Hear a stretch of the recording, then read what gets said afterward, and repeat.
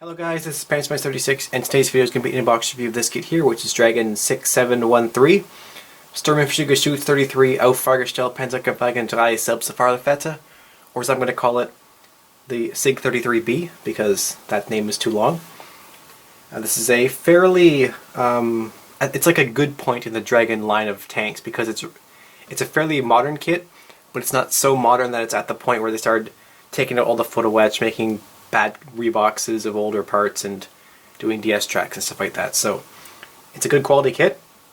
One thing to note is this is an improvement over the last one. Even though it says it's on the hull of a Panzer III, these are actually built on hulls of Sturm-Geschütz 3. That was B, C, D, or E. There was 24 of these made. So therefore they don't have the side escape hatch here, which is present on Panzer III. Stugs don't have those, and this is a Stug 3 chassis.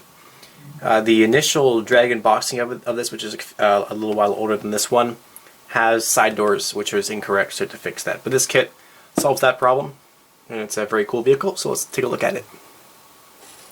So as usual by Dragon, we have on this side of the box just some information here that I never read, and a few of the markings they give you. I think that might be all the markings they give you. Basically you got Panzer grade if you're going to do one of the ones in Stalingrad, and then, because there were 24 of these made, 12 went to Stalingrad, and obviously they didn't come out.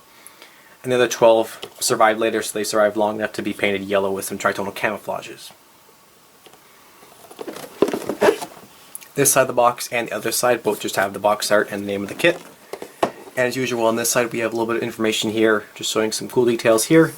How the gun can move, there's some photo etch boxes on the back, and the big superstructure is slide molded 3-directionally, which is pretty cool. So you're not going to have any fit issues with that because it's already one big nice piece for you. On the back of the box, it's just upside down. More information, just showing off some more details of the kit. Stuff up here, mainly just showing off, photo etch from the back there. You can actually leave the starter crank port open, and there's detail on the inside, which is pretty cool. You get a metal gun barrel if you want to use it, which you do. The interior looks like a standard Stug 3 interior, but the gun mount's obviously new because there's a 150mm howitzer on there. And then down here we see some photo etch for the idler wheels as usual, magic tracks, and then some more detail here, which is just kind of standard Panzer III, Stug 3 details. Opening up the box, the first thing I noticed was that there's a little correction sheet for the instructions. And I guess we'll look at the instructions first, but this is a little sheet here. It just shows, I guess you have to cut off some of the ends of the fender supports there, which makes sense because I guess the superstructure goes on top of that. And also to put on this little piece on the back of the front plate here for the driver's vision port. The amount of plastic in the box is, well, there's quite a bit, but I guess there's not going to be that much because it's basically just going to be a Stug 3 with a new superstructure, so there shouldn't be that many random sprues, of which we only use like 1 or 2 parts. So looking at the instructions here, you can see that most of the sprues look like they're going to be used, though there are a couple of sprues, I guess, which was what I was talking about, like this sprue here. You're only using the front plate because the s.IG.33 had up armored sections on the front there, which are basically just Panzer III H hull armor bolts or bolted on sections. So this sprue here, you're only using one little plate from it. This sprue here only using the fenders, and then a couple other ones seem like you're just using a few parts. But overall, it looks like we're using most of it. I don't know why they couldn't have just given us the little part on one sprue, but whatever. As usual, it looks like we begin with the wheels here, putting them together, either mount, stuff like that, a little bit of photo etch in there. They tell you to put on some parts here, which is correct because these are early Stug 3 chassis. So these guys go on in the middle as well. On a Stug 3G, you do not have these parts in the middle. They tell you to cut off cut a hole here and cut off some bolts and put on a little bottom part. I'm probably not going to do that because that's too small and I'd forget and I wouldn't even notice, so whatever. A few little guys here that you cut off, these are just excess from the molding process. You always cut these little 6 thingies off. They're telling you to fill a hole here and to put on the idler wheel mount, over here. The idler wheel mount, return roller mount. It goes on there and you're putting it on in a slightly different location the bolt represents, which is correct because these are early Stug chassis, but they're not Stug A chassis. So it has to go in a slightly different location. This is all correct. I was checking it up. And it also looks like we have a new front plate here at least, or one that's unfamiliar to me because I guess it has to have that bolted on spaced armor in the front. Next up, a couple of things we're doing on the back here. It looks like we're cutting off some points. I guess these are just kind of like little bolted on areas for the exhaust mounts, but then you're still putting the exhausts on. I don't know, it's just typical Dragon stuff. They can't retool in the rear plate, so they're having to cut off a little bit of detail. And then they, of course, show that those parts are still on in the next step, even though they told you to cut off that little bolted on section in the corner there. I don't know, whatever. You probably can't even see those upper areas once this photo-etch deflector is on, so whatever. And make sure you cut off the little raised bumps on the exhausts here, because those help to hold on a s.IG.'s deflector, but this is not a s.IG., it's an earlier s.IG. chassis at least. Now this rear plate here looks a little bit different. At least the part number is new, so maybe there's some new detail on it. I'm not too sure. Next step down here, they have us working with a few parts. They're telling us to cut off some of the ends of these spare tire holders, which is just kind of stupid, but whatever. Wait, they're having you cut them off and then having you glue it onto a photo-etch part that has the same shape on it. I don't even know anymore. Whatever. It could be worse. It's not the worst thing to do some surgery on. And then we're putting on a couple of basic fender details here. Rear lights and stuff like that. This is actually the correct rear light, I guess.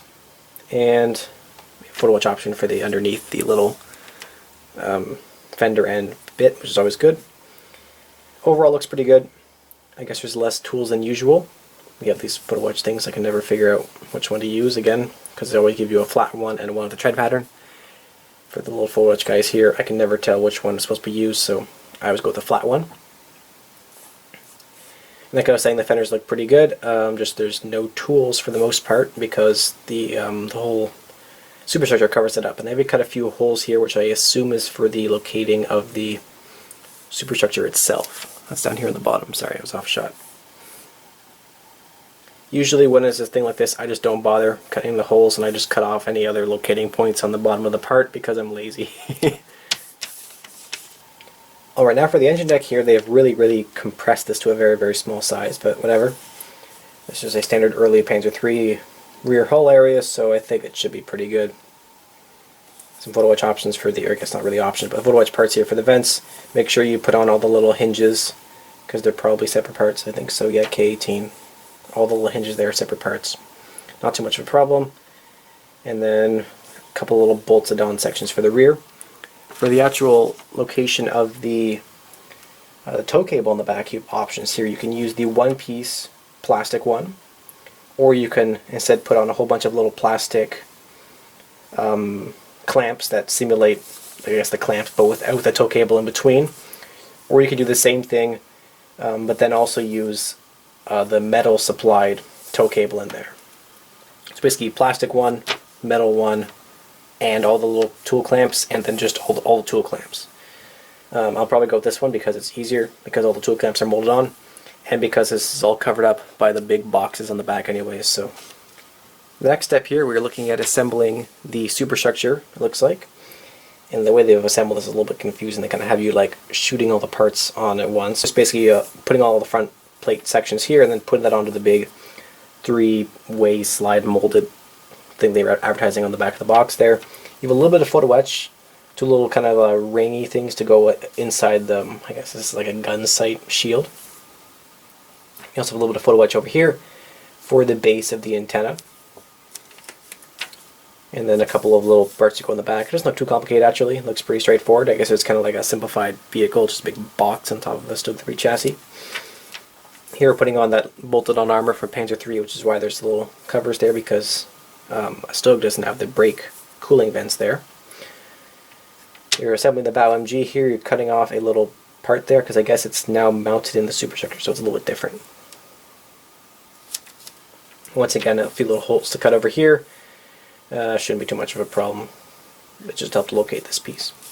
Like I was saying, metal gun barrel here. We're assembling a little bit of a breech assembly here. And then this is more of like a rail mount for the gun, like the kind of like the trunnion. And it looks like a couple of photo-etch parts as well. Just some basic folding, I guess, because these have to be, they're flat parts, so you just kind of have to bend them into like a U shape or like a, I guess like a trough sort of. But it shouldn't be too difficult. At least they're fairly large pieces. Now over here we look at more of like a, I guess this is more of like the mount for the gun, how the gun is fixed to the floor of the Superstructure area. It's like, oh, it goes together there. It looks a little bit fiddly because there's like a billion little parts. I don't know how much of this is going to be visible even with the hatches open, because there's only one little hatch on the top and two on the rear of the superstructure, so you can't really see much of it, but whatever, you can do it if you want. And they have you putting that onto the floor of the superstructure here, which they have assembled over here. It's basically just Stug.3 floor, Stug.3 rear plate, and then a couple of, these are basically all just brand new parts, because the mount's a little bit different. Next up, you're basically dropping the, I guess you're putting the superstructure in, the superstructure floor in, then you're putting the superstructure top on, part to go on there, and then just the front and the rear as well as the fenders. Usually I don't put everything on at once.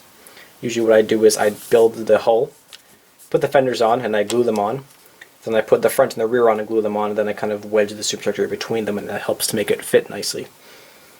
So basically I glue the assemblies onto the hull once they've been completed. And the superstructure is always just the last one. And then down here we are just doing a couple of more little parts. These are like the tow cable mounts on the front, I guess, for where you tow the vehicle from.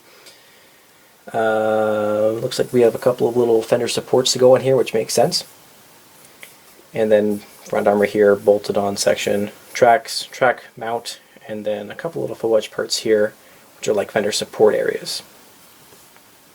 And then the very rear here is just putting on a couple of boxes that I was talking about.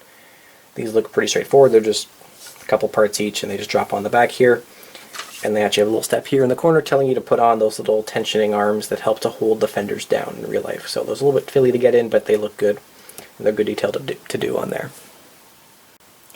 I've just jumped back a little bit to the steps earlier on, but this is where the correction comes in place. And basically what they're telling you to do is, in the kit, they don't tell you to put on the fender supports there, in these three locations, 1, 2, 3, because they're covered up by the superstructure. But then here they're just telling you to put the little bases on, cut off the actual arm itself, and just put on the little tiny corner piece, basically. That's probably just because otherwise you have a little bit of a gap showing underneath the, if you look directly in on the side of the fender, underneath you might be able to see there's a little bit of a gap there, I guess so. And then this one here is just when you're putting on the, I guess, the superstructure front. And the step over here, right here. Number 10, they just don't want you to forget to put that little guy on right here on the inside of there. The markings we get look pretty cool. We have, just like I was saying earlier, with the gray one, which is from Stalingrad, and then two over here which are just from the other unit that had them. It's a little bit later on, so they were actually painted in the yellow with two-tone camouflage on them. And I guess they're just basically just the same thing, just different camouflage patterns and different numbers on them. I'm probably going to go with the gray because I haven't done a gray vehicle in a while. It'd be pretty cool, and I have some winter ketting for it, which would be pretty nice to see as well. One thing to point out is that, as usual, they've only given us basically like front, rear, and one side, which for the gray isn't really difficult because you can kind of tell what's on the other side of the vehicle. It's going to be gray. But for these guys here, you have to kind of make up the camouflage pattern on the top and on the other side. So it's always a little bit annoying, but whenever I do a camouflage like this, I don't follow exactly. I just kind of make it look good. But yeah, it's just kind of typical Dragon stuff. They're just trying to make sure they don't need to print another page, so they've kind of shortened the little painting guides here for us. Now let's look at the parts in the kit. First of all, we have this here, which is what we call the Dragon card, because it's really cool and it has all the cool details on it. So this comes with Magic Tracks because it's a nice Dragon kit, pre-2010. So we got these in here, which is nice. These are typical. They probably have a little bit of pin mark on them. Yeah, a little bit of a raised pin mark on every single one. It's typical. Either they're just, a couple passes with a hobby knife, or like a file just, and they're gone, because they're raised at least, so you can just sand them flat. Or I just get some aftermarket tracks, but usually these are fine. They look really good, much better than DS or other one-piece options. Over here we have some other options here. We have like all the photo-etch. So you have a photo-etch Sprue in here, which is like the standard Pz.Kpfw.III one, I guess.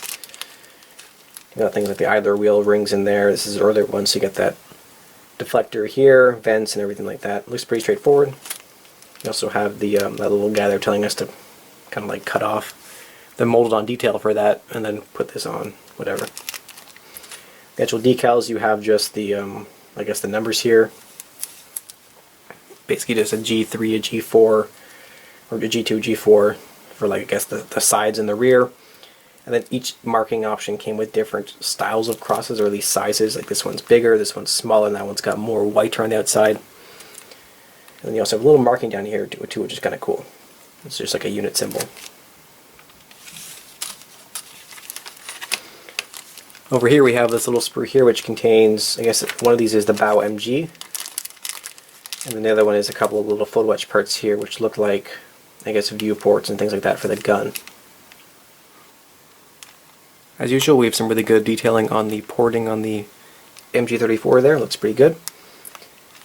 Even though most of this is inside and you can't really see it, at least you can see the barrel sticking out. So, looks nice. And the molding point there is actually very, very small, so that's quite nice to see.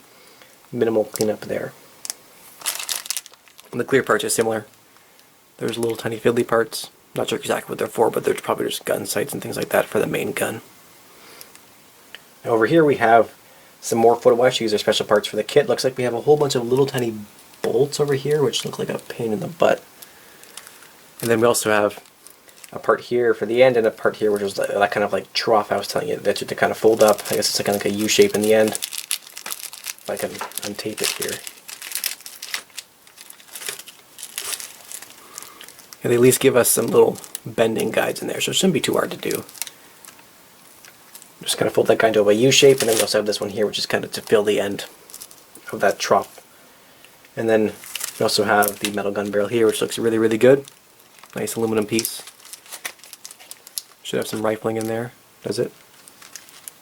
It's hard to see, but there is some rifling in there. You have to take my word for it. Then we also have the metal tow cable here, which is, they're always a little bit stiff. You can kind of see it doesn't really want to bend very much. But I'm probably going to go with the plastic option for the one on the back, so whatever. Not much of a problem for me. If you want to go with this one, it's going to be a little bit of a pain, so you have to kind of, my usual method is I basically, I'll clamp it down to a very short section, super glue that, wait for it to dry, and then kind of do that in little sections and slowly kind of glue it into the form I want in, like, 1 centimeter long sections where I just put some glue, clamp it, wait 2 hours, then move on, because otherwise it'll just pop out of place and everything like that. Now for the sprues in the kit, we're going to start off with the hull tub here, and one thing to note is that this is it's a new part because they basically had to take an early Panzer III suspension or lower hull area and fill in the side doors, and you can actually kind of see where they've done it. I'm not sure how well that shows up, but you can definitely see in person here sort of like the remains of where the side doors used to be. If I can get that light maybe. So it's not perfect. I'll have to kind of smooth that out a little bit, but there are a little bit of like edges where they filled in the side doors there. So overall the rest of it looks very good. Got the little pins on here which helps to make sure that all the swing arms are the same angle. Got detail on the bottom here. They were telling you to put on an extra part here. I don't know what that's all about. And then the back's a little bit different than a standard Pz.Kpfw.III because it's an earlier chassis. Looks good. Next up we have this sprue here, which is a new sprue for this kit, I guess. It's just basically the Superstructure here, which is a big assembly. I would cut this off the sprue right away because otherwise it's going to get bent and then torn off there and it's going to be bad. But it's actually not damaged in the box. Everything was nicely packaged in the box, so nothing got damaged. And then we just have some new parts here, like new vision ports, just armored plates and stuff like that for the actual assembly itself. It all looks very nicely molded. Don't see any flash here. Good detail. And the new Superstructure actually has nice welds on the roof there, as you can see. It's up to the usual Dragon standards, I guess. Though what's funny is actually the way that they've printed this on here. It's all the layers are uneven. Looks almost like a ransom note. And some more nicely molded details down here. As you can see, these little viewports, sorry, not viewports. What am I saying? These little handles here are very, very fine, and they only have one little touching point on the top there, which is good. Keeping it minimal. This is another new sprue. It has just the boxes that go on the rear. They're like, I guess, I'm not sure exactly what they're for, but I assume it's where they're putting the tools because most of the fender space has been covered up by the Superstructure, so I guess they're putting the tools in here now. And basically just two big boxes that have some basic parts for them. I guess just some little hinges and hatches here, a couple of brackets, and then just two with their three-sided and some backs to go on. And they're very well done. As you can see, minimal touching points here. They're right in the edges there, so it should be easy to clean them up. And I don't see any flash in them, even though they've been molded in quite a large piece, so it looks really, really good. This sprue here is an earlier Panzer III sprue. I guess this is just like a I think I had this one in my Pz.Kpfw.III. I was E that I did earlier, so it's a fairly early one. Earlier styles of whole front there and everything like that. I don't think much of this is going to be used. You might be using this piece here and a couple of the other whole components, but most of the things like these hatches here are going to be replaced and stuff like that. So it's probably just going to be used for a couple of very random parts. These parts in the end here are a little bit interesting, the way they've molded them. Actually, this one here has been bent a little bit, but it shouldn't be too hard to straighten them out. I don't think we're going to use them anyways. I don't know why you would put parts in the end of a sprue like that, just asking for trouble. And overall, the rest of it just looks really good. But I doubt a lot of the little details are going to be used in the end anyways. More good welds on there. And these here are some of those little tensioning things I was talking about for the fenders that help to hold them down. I was talking about that in the instructions earlier. This here is that U sprue I was talking about earlier, and we don't use any parts on this sprue except for this guy here, because these are all just like Pz.Kpfw.III sections. I guess this is like a rear plate and a front plate and stuff like that, but we're not using any of those. We're just using this guy over here, and I guess it looks pretty good. This sprue is also shown in the instructions, and we're only using the fenders from it. And I assume that's because we need fenders that don't have any holes drilled in them, because, I mean, I guess we're not putting the tools on there. I mean, I don't know why you wouldn't just, whatever, but I guess because there's going to be like toe cable mounts that need to be filled. But at least they're giving us fenders that are full. Usually I would expect Dragon to give us a fender full of holes and expect us to fill holes while maintaining a tread pattern, so we're fortunate there. And I don't think any of the rest of this is going to be used. These are all like Pz.Kpfw.III spaced armor sections, smoke dischargers, and an early style toe cable. We're going to use the doubled one on another sprue later. And as usual, good quality molding on there. A couple little points in the front here, but they're easy to clean up, trust me. And it's looking really good. Also a little bit of pain to kill these guys on the edge there because they're just kind of exposed, but I mean these are like the best fenders you could probably hope for, realistically, so always happy to see some nice Dragon tread pattern on there. Here is another fairly standard Pz.Kpfw.III early sprue. It contains a whole bunch of tools and everything like that. It's a couple of fender supports up here and tandem mounts. These are probably going to be used. These are the, or actually no, these are not going to be used because we want Stug ones. These are Pz.Kpfw.III ones. These are the vents that go in the engine deck here, part of the turret ring area, and of course there's like fender ends, fender support arms and stuff like that. So I don't think much of this can be used again. Probably just a couple of tools and maybe the fender ends there, and so on. Also here you can see these are the side escape hatches that were not present on Stug.3s. And overall detail looks good as usual, though I'm not sure how much of it's going to be used, so I'm not going to try to bore you, but at least here's some nice close-ups of the quality of molding on here. As usual, it's really, really good. I don't expect there to be any flash in anything in this kit, really. Here's another sprue that we're only going to use a couple parts from. This is a Stug.3 interior sprue, and the only parts we are going to use is this piece here, which is the rear wall, the floor piece here, and I believe this guy as well. This kind of U-shaped thing up here, which is part of the gun assembly. And the rest of it's just not going to be used. These are all like radios and gun breech assemblies for a Stug.3. And the whole sprue is nicely detailed. Like if you look at the radios and things like that, they look pretty nice, but we're not going to use them, so we're only going to look at the parts we're actually going to use, which are the floor here. Once again, good tread pattern on there, looks great. The rear is nicely detailed as well. As you can see, just good molding on there. And this piece over here is just a random gun assembly mount piece. Here's a Stug.3 sprue that has a few parts that are all for, I guess, Stug.3Gs technically, because we have a late style deflector there, a couple other parts like this, but I don't think we're going to use this plate because we're probably going to use the one on the Pz.Kpfw.III. I assume we're using the exhaust here, which is why they're telling us to cut off some of the attachment points on there for this up here as well, the early deflector. And I think we're using this rear plate, which has all those little details they're telling us to cut off as well. Overall, nice detail again. These are the suspension swing arms, I guess you could call them. I assume we're using these because I don't think there's any other ones in the entire kit. And they're nicely detailed.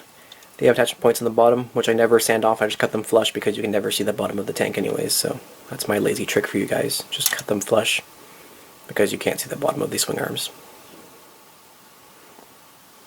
Alright, now here's a sprue that we're going to use most of. This is a Initial J engine deck assembly, I guess. We have the tow cable that we're going to use here. This is the plastic option one. Then we have earlier styles of hatches here on the engine deck. Hinges here and a few other details. These here are very, very early lower, I guess like lower sets of hatches. I don't think we'll be using these because these are for like early, actually maybe, because if it was built on a Stug D chassis it might have these, so not sure about that. Might want to check your references because depending on what vehicle you build it might have these actually. These are all the little hinges that go on the engine deck because they're not molded onto the actual piece itself. We have a jack block over here. Then the rest of these are the actual engine deck hatches and the elevated panels on them. And over here we have the tow cable that they give you if you want to do the one-piece plastic molded one, which actually looks very, very good. A couple of attachment points on there, but it's not too bad. Most of this is hidden by the boxes anyways, so you don't really need to worry about it too much, and they've actually managed to keep most of the attachment points to actual like clamps and stuff like that, so not too much cleanup here. I would go with this actually. Better than the metal one in my opinion. And there's some more nice detailed parts down here. This sprue here is a new sprue for the Sturm-Infanteriegeschütz 33 vehicle, as you can see s.IG.33 up here. And it's most of the gun mounts. You can see there's like parts for the actual recoil mechanism. This here are all parts up here for like where you would put that photo etch, kind of like the trough I was talking about. Gun breech down here, some little mounts here and so on. Overall, once again, very nice molding on there. Nice little tiny rivets you can see everywhere. Very impressive as usual from Dragon.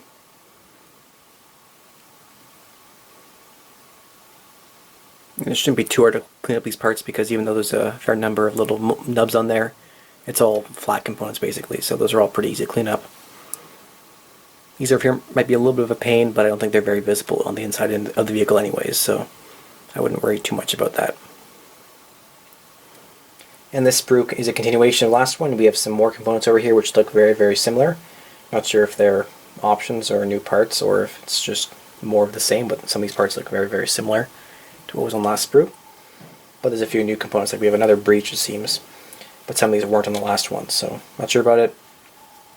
Like I was saying, these are very, very similar to the kind of shock absorber thingies that were on the last sprue as well.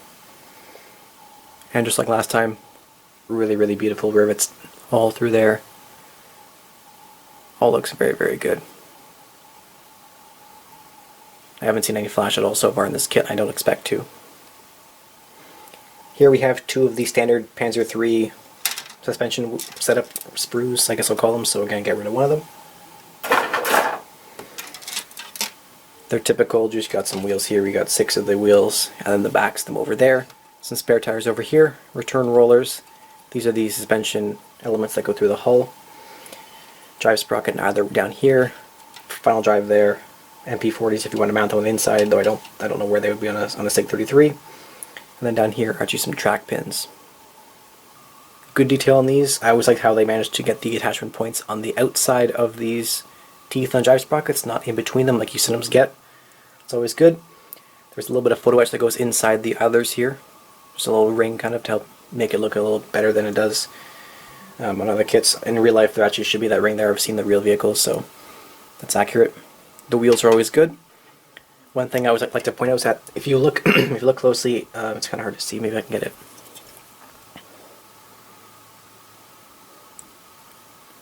So hopefully you can see that there is the word Continental molded on there. But instead of being Continental, it's Continento with a U at the end for licensing reasons. But you could just cut off the back end of the U and it becomes an L. Then you have Continental. I'm too lazy to do that most of the time, so I just don't bother. Because usually the mud covers it up anyways, so that's a good trick if you want to do it. Usually I do it on the spare tires because they're kind of more exposed on the top of the vehicle. For these guys over here, usually I'm lazy and I'll just cut them kind of here and just glue them onto the hull because you can't actually see this whole thing that stretches through the hull. And because I don't like cleaning up all the nubs on there, so I just kind of use just the end piece. And it's just a trick you can do if you want, doesn't really matter either way. The floor covers up all those details anyways. The turn rollers look really good. They have the same Continental thing on there. And over here we have more of those little tensioning guys I was talking about for the fenders. Not sure if you're supposed to use these ones or the other ones. They should be the same, honestly. And then down here is some spare tire mounts, which we're going to have to modify slightly for this kit because I had to cut off the kind of mounting brackets there and use a flush photo etch piece instead. There's also a whole ton of little tiny sprues in here which contain basically just little sections of tools and other details like that. So we'll take a quick look through them right now. This guy here contains a bunch of sprues. This is typical in S.IG.33 kits. Or did I say sprues? I meant tools. This is getting to be a long video, sorry. And I don't think we're going to use most of these. We're probably just going to use a couple of them, like the jack, I assume. And that might be it, honestly. I don't know. But I know the jack is definitely on the vehicle. And it's a typical Dragon, like 11 or 9-piece jack. Looks really good when you build it up in the end. We've also got this guy, which looks like just a bunch of little lights and stuff like that. As you can see, we have a whole bunch of little tiny lights here, rear lights, horn right there. No tech light up here, some other lights up there. It's just lights, I think. So you might be using just a couple lights from this one, maybe like the rear light and stuff like that, but I'm not too sure. But I guess these would be present on earlier S.IG.33s. This sprue here is a new one. As you can see, it says Sturm-Infanteriegeschütz on there, in the same kind of unaligned, like a ransom note kind of way. It looks kind of funny. And it's just a front plate and some new hatches there. And I guess it makes sense because you don't want a Panzer III front plate because Panzer III's open kind of like front to back like this, and S.IG.33's open side to side like that. So I guess it's a new part. I'm not sure if these are actually different than on a S.IG.33. They look almost like they're wider, but I don't know, like wider this way. But I assume it's accurate because it's a new part for the kit, so it's probably alright. More new parts for the S.IG.33. This is just more kind of gun assembly mounts. This is where the gun actually mounts to the vehicle itself. Is like the actual swiveling point, I guess. And just some more little details. I guess you guys are getting bored of this kind of stuff, but it all looks really good. But most of it isn't going to be visible anyways, so it doesn't really matter. But still, it's pretty good. Another set of tools here. I don't even know what we're going to use from this because most of these will be covered up. Maybe you're probably using the tow cable ends here if you're going with the metal option instead of the plastic one. That's, I assume, all this is used for in the kit. As usual, looks really good. One thing to note is that you can actually cut off little nubs right there, which are meant to simulate the wing nut that holds the tool clamp closed. And then if you go look back on the sprue that had the wheels, there's a whole bunch of extra wing nuts that you can actually cut off and glue on right there instead. It's a good, easy thing to do, and I always do it because it adds a nice little level of detail there. Here we have an engine deck, and I assume it's a Panzer III engine deck. Makes sense because it has attachment points on here for the crane, I guess, crane hooks or whatever, the crane will lift them up. Panzer, I guess a S.IG.33 one would have these actually, instead of being up there, they're actually located on the sides, I believe. Might be different for earlier S.G.s, but I'm not sure. But yeah, it's just an earlier style of setup. There isn't the locating point for the toolbox there. Instead, the tow cable would go on there instead. Looks good though. And hatches up here for the sides of a earlier Panzer III, which we won't be using because there's no turret on this vehicle. We have this sprue, which is just a track mount for the front plate. Kind of just goes in the front there and spare tracks go behind it. I guess it looks good. It's just one piece. Well molded, basically. It's good. Here we have another little sprue, which is just more parts for the gun assembly. Looks like part of the recoil mechanism, or at least where the gun would slide back and forth. And once again, it looks good. It's nicely molded, and there's very minimal attachment points. Here we have some shock absorbers. There were also shock absorbers given on one of the S.IG.33 sprues, but I guess we'll probably be using these ones because they look like they're new. Otherwise, why would they give us this little sprue of just shock absorbers? One thing I want to point out is that if you look closely, hopefully you can see that there was actually a little tiny, right there, I think it says front left, FL, and so on, because each of these is actually slightly different. The angle is different because of the location, because the wheels are offset on one side slightly further back than on the other side. So each of these is actually at a slightly different angle. But this actually helps you figure out where each one goes. Hopefully that's in focus, but that helps a lot. We have another sprue here, which is just a front plate and some areas here which are kind of like behind the final drives connecting to the front plate. They kind of just go 90 degrees on in the end there. These look pretty new. They should mount that new spaced armor from that one sprue that just gave us that piece of spaced armor. And then a couple of details over here look like just part of the gun assembly, or maybe they're part of like vision ports or something like that. I'm not too sure. And last but not least, we have a sprue here which contains I guess just vision ports for Pz.Kpfw.III. Not sure how much of this is going to be used, but I guess maybe the viewport.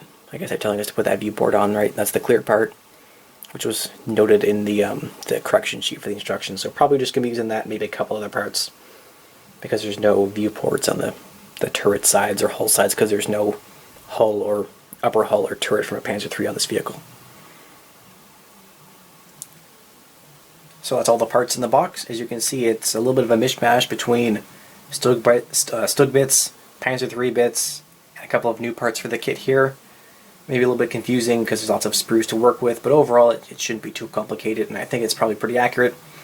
I don't know very much about this vehicle, but from what I do know, everything looks accurate given the replacements and the new parts they've done to correct their earlier release, changing the Pz.Kpfw.III hull to a Stug-3 hull and the associated details with that. So it looks like a good kit overall. It should build up nicely. It's basically just Dragon Pz.Kpfw.III / Stug-3 with some new parts in there, so it shouldn't have any issues with it. I will be building it up soon, over the summer I guess, and I will be giving you guys a post-build review when I finish the build, letting you know any issues that arise and just letting you see the kit when it's all built up. And I also plan to do a weathering video, a full hour-long weathering video on this guy, because I haven't done one yet on a Panzer Gray finish, and this one's going to be finished in Panzer Gray. No whitewash, but I'm going to give winter tracks because I want to do a vehicle that's gray but in winter conditions, because it's kind of cool, and that's also what's on the box art too. So we will do that up sometime over the summer. Thank you for watching, guys, and a huge thanks to the patrons, everybody else who supports me. I'm going to just put your names up on a list in the corner here because I feel like I'm going to forget one someday and I'm going to feel bad about it. I'll have them scroll by. But super thanks to all you guys who support me. It means a lot to me, and it helps me buying kits and stuff like that if you guys have seen the videos. And as always, thank you for watching and commenting. It also always helps motivate me to do more videos. If you have any questions or comments, post them on below. And yeah, I'll see you in the next one, guys. Thanks for watching, and goodbye.